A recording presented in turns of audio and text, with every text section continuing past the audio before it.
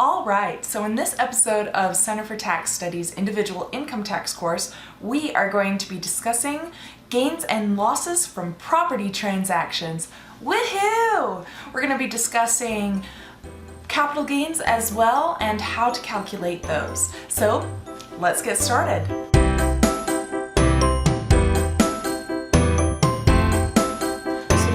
We have to discuss the difference between a realized gain and a recognized gain. A realized gain is the difference between what you sold your property for and what your basis or what you paid for that property was. Once you've determined that gain, then a recognized gain is a gain that is taxable to you. So, when we are discussing the difference between the sales price and adjusted basis of realized gains, we first take the sales price of the property less any costs of disposition. So if you are selling a home, you reduce the price of the home by the amount of the realtor's fees that are incurred by you. Now, you then further reduce the sales price by your adjusted basis. Adjusted basis is the cost at the date you acquired the property plus any capital additions. So if you added a wing to your home or you added additional value to the yard, all of that is included as capital additions. Then you subtract out depreciation and other capital recoveries. So for example, if you have an office in your home, you have to reduce your basis by the depreciation that you took each year on your home office. This gives you the adjusted basis at the date of sale or other disposition. So now the question becomes, is this a recognized gain so that it then is taxable to you? In general, all realized gains are recognized, except there are a few tax laws that provide exceptions as given by the grace of Congress. We'll discuss those at a later date, except that I wanted to state that realized losses also may or may not be recognized. For example, losses realized from the sale of a personal use property are not recognized. You cannot reduce your income if you took a loss on the sale of your home, or home furnishings, cars, sports equipment, etc. Now, recognized gains from property transactions, however, are always included in gross income except if there are exceptions. Now, if those losses are recognized losses, they are treated as deductions for AGI. Recognized gains from property transactions are included in gross income. Now, when we are talking about property transactions, there are different types of property. There are ordinary income producing property, and there are capital assets that result in capital gains and capital losses. Now, capital gains are treated uniquely in the federal income tax system. Capital gains are included in the determination of taxable income, but they may be taxed at a lower or preferential tax rate. Additionally, even though ordinary losses cannot be taken unless there is an exception, capital losses may not be fully deductible when determining taxable income, but if not deductible, the amount is carried over and is used in subsequent years. Now, what is a capital asset? Well, the definition is a little bit unique. Property other than inventory, accounts receivable, and depreciable property or real estate used in business are capital assets. Now, what's interesting about this is that it is exclusionary. So what they're saying is ordinary income assets are inventory, accounts receivable, and depreciable property or real estate used in a business. Everything else is a capital asset. So typical capital assets then are assets held for personal rather than business use, including your personal residence or your automobile, and assets held for investment purposes, such as corporate securities or land. Additionally, collectibles such as art, antiques, gems, coins, etc. are also considered capital assets. So let's go through an example. John owns a sandwich shop. During the calendar year, he sells an automobile that has been used as a delivery car for 5 years. The sale resulted in a loss of $1,000. So what are the tax consequences? So because this vehicle is property used in the business, John has an ordinary loss deduction of $1,000 rather than a capital loss deduction. Let's go over the determination of net capital gain. Net capital gain is capital gain minus capital losses. That's your net.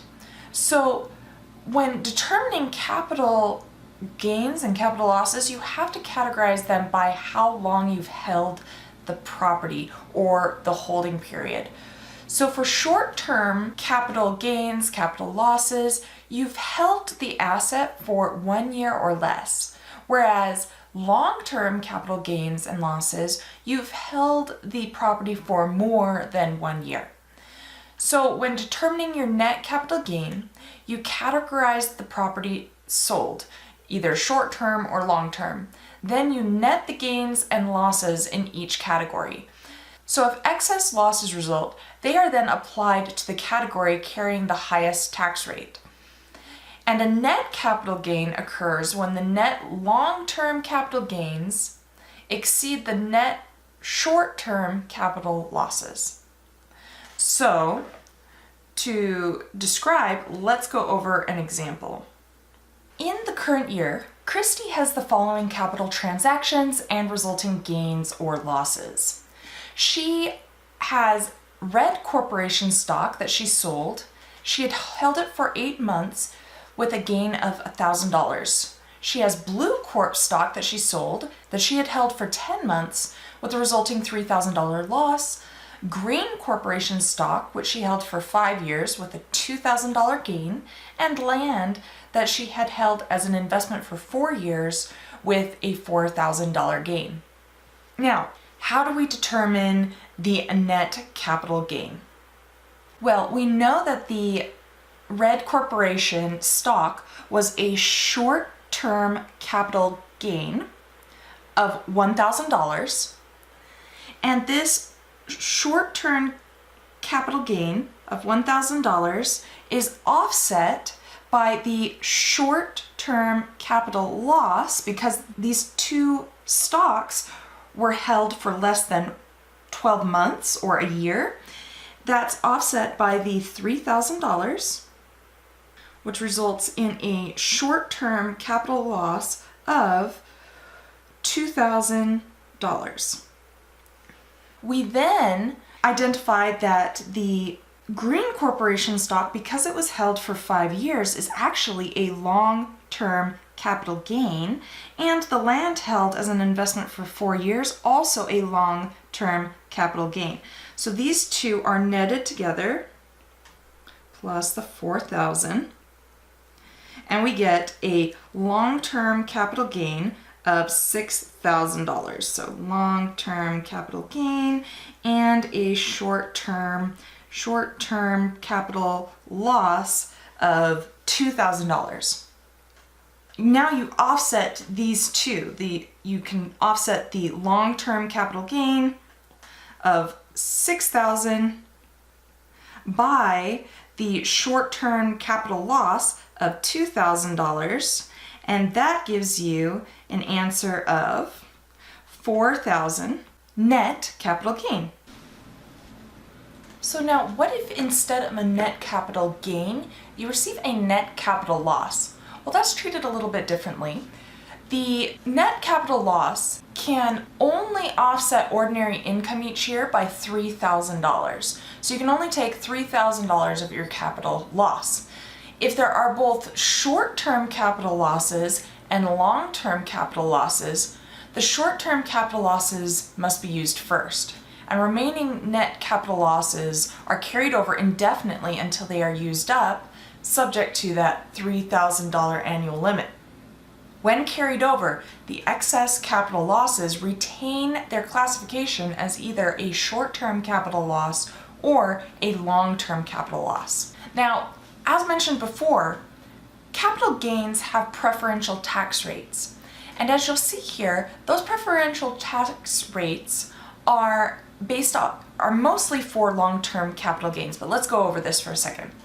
Now, if you have short-term capital gains, they are taxed at your regular ordinary income tax rates.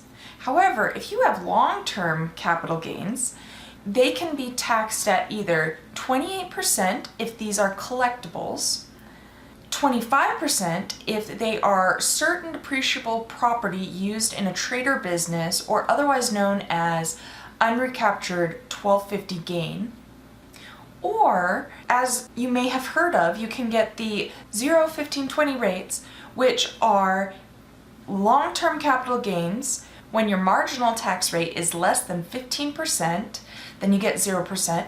Your tax rate for income tax purposes is 15% to 39.6%, or less than 39.6%.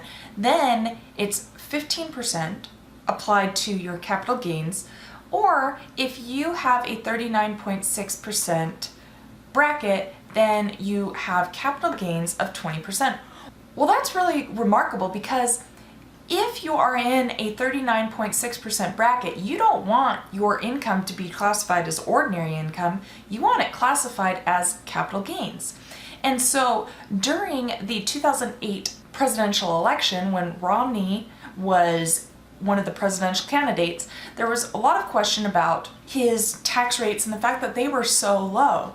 Well, that's one of the benefits of owning a capital interest in a partnership, is that if you own that capital interest, not a profits interest, you get capital gains rates. And so all of the income that came out to him resulting from those interests owned in partnerships for helping build their company and grow it as a venture capitalist, instead of asking for a profits interest, if you ask for a capital interest, you get capital gains, and as a result, his income tax was quite low based off of that type of structuring of his deal. All right, so now when your tax liability is determined, your long-term capital gains are taxed last. That way you can determine which of those marginal tax rates you're in and then which of the preferential capital gains tax rates apply to you. If losses are used to offset gains, those losses are first used to offset gains with the highest tax rates, such as collectibles and other depreciable realty. So let's go through an example. During 2017, Penny is in the 15% tax bracket and has the following capital gains for the year. She has red corporation stock, which she has held for 3 months, with a gain of $1,000, and blue corporation stock that she's held for 16 months with a gain of $1,000. Now, although both transactions yielded a $1,000 capital gain, the tax effects are actually quite different.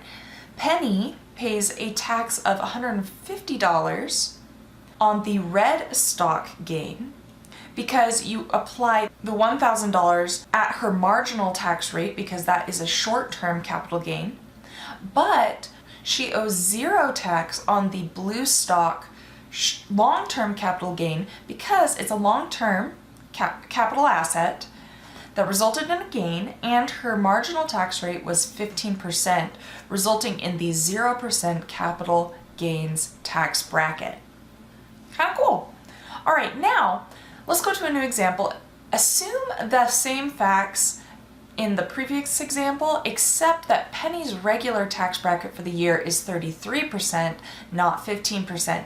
So now Penny pays a tax of $330 on the red stock because you would apply the 33% marginal tax rate to the short-term capital gain, and then for the blue stock's long-term capital gain, you would take the $1,000 and multiply that by 15% because her marginal tax rate was less than 39.6%, and therefore she would owe a tax of $150 for the blue stock long-term capital gain. Now, in another example, let's assume that in the current year, Nate is in the 35% tax bracket and has the following capital transactions and resulting gains and losses. He has Apple Corp stock held for 10 months with a gain of $1,000, Pear Corporation stock held for 8 months with a loss of $3,000. He owns a coin collection that he sold that he had held for 6 years with a gain of $2,000, and land that he had held as an investment for 4 years, making $4,000 of gain when he sold that land. Now, the Apple Corporation stock is a short-term capital gain because he held it for 10 months, not longer than a year. That short-term capital gain is offset by the Pear Corporation short-term capital loss of $3,000, resulting in a net short-term capital loss of $2,000. Now, the coin collection is a long-term capital gain and the land is a long-term capital gain, but we first apply the short-term capital loss and net the coin collection with the short-term capital loss. This is because the coin collection is a collectible and is at the highest capital gains tax rate. And so we net those two together, resulting in 0 gain or loss. And therefore, since Nate also had a long-term capital gain of $4,000 from the sale of the land, this $4,000 is taxed at the 15% rate because Nate was in a 35% bracket and that 35% is less than 39.6. We apply the 15% capital gains tax rate to the $4,000, resulting in a tax of $600.